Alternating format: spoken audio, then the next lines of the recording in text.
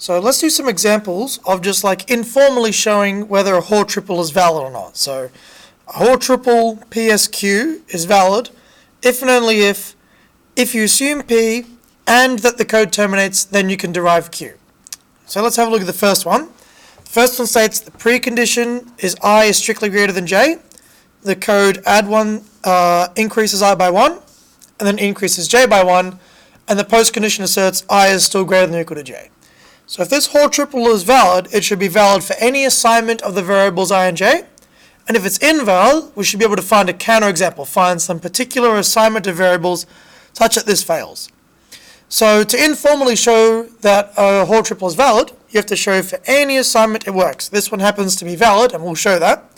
So if I let I be equal to some random number x, and j be equal to some random number y before I run the code. So when I execute the first bit of code, I is equal to the current value of I plus 1. So that means I becomes x plus 1. J is increased by 1, so j becomes y plus 1.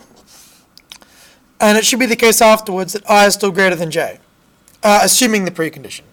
So if the precondition states I is strictly greater than j, it had better be the case x was strictly greater than y, because that was the assignment for I and j. After the code has been run, I is x plus 1 and j is y plus 1.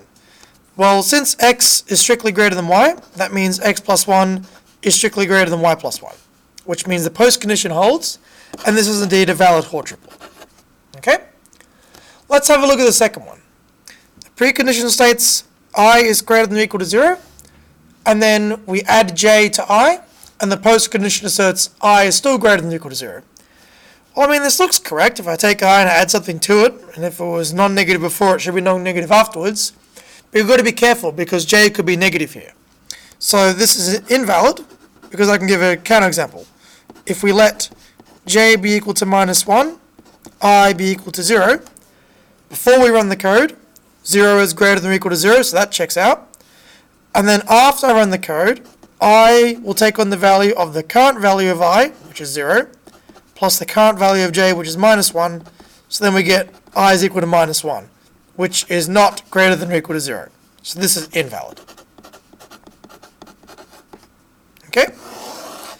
Finally, here I've got a conditional branch. So here the precondition is true, which means the precondition gives me nothing to work with. If the precondition, well, true is always true, so this really gives me no information about the variables. And what's it saying? It's saying if the variable I equals the variable j, then add 1 to I, else set the variable y to be 0, and the postcondition states I is not equal to j. So this is true, and the reason we can give for this is because if I was not equal to j before running the code,